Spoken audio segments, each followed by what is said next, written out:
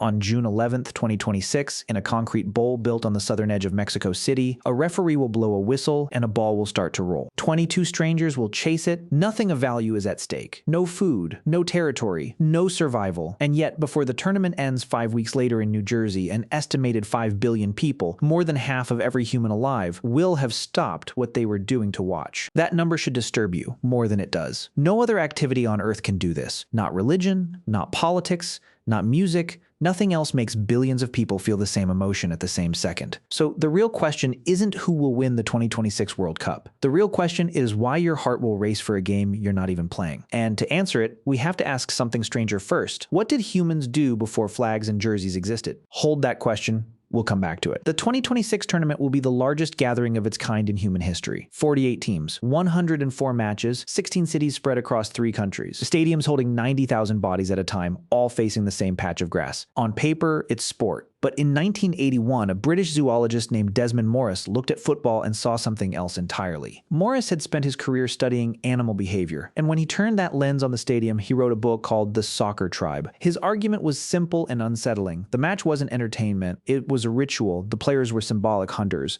The opposing team was the rival tribe. The goal was the kill. Morris noticed that fans don't behave like an audience watches. A tribe participates. Fans wear the colors of their group. They paint their faces. The way warriors have painted faces for tens of thousands of years. They sing in unison. They treat the stadium as sacred ground and the opposing fans as outsiders, strip away the sponsorships and the camera angles, and what's left looks less like a show and more like something our species has been doing since before history began. Your body agrees with him. In 1998, a researcher named Paul Bernhardt published a study that should have made bigger news than it did. His team measured testosterone in male fans watching the 1994 World Cup. Brazil against Italy. These men never touched the ball. They never left their seats. But when their team won, their testosterone rose, around 20% in some fans.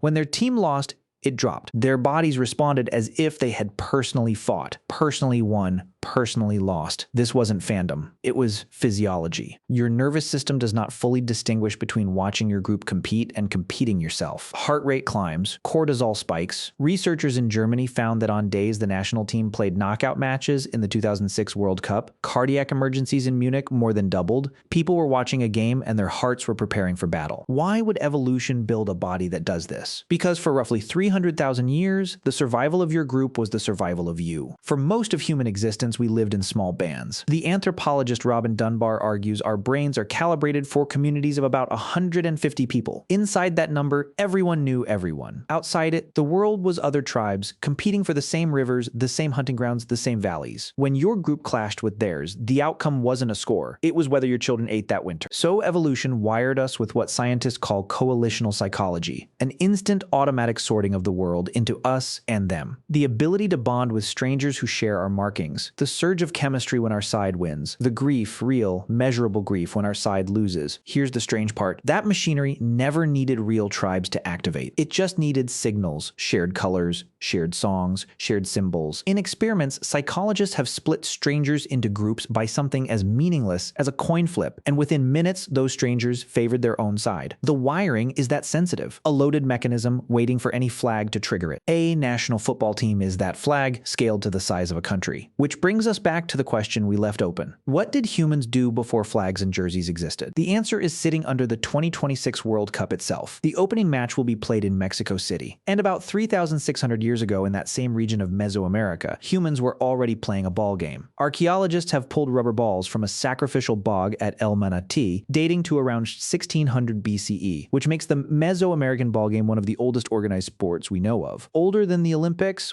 older than most of the world's religions. The Olmec played it, then the Maya, then the Aztec, in walled stone courts at the heart of their cities. Teams drove a heavy rubber ball back and forth, and the courts sat beside the temples because the game was not separate from the sacred. It was the sacred. Historians believe the game sometimes carried a darker function. Rival cities are thought to have settled disputes on the court instead of the battlefield. Captives were made to play. And at sites like Chichen Itza, scenes carved into the stone suggest that some matches ended with a player sacrificed. This wasn't recreation, it was a container, a place where the violence between groups could be ritualized, bounded, and survived. That is the secret history of sport. Not a distraction from tribal conflict, a replacement for it. You can see the same pattern everywhere humans gathered in numbers. In Han Dynasty China, soldiers played kuju, a kicking game used to train troops and channel rivalry. In ancient Greece, the Olympics came with a truce. Wars were paused so the games could happen. Conflict converted into foot races and wrestling. The French sociologist Émile Durkheim, writing in 1912, gave a name to what these gatherings produce: collective effervescence. The electric feeling of many bodies moving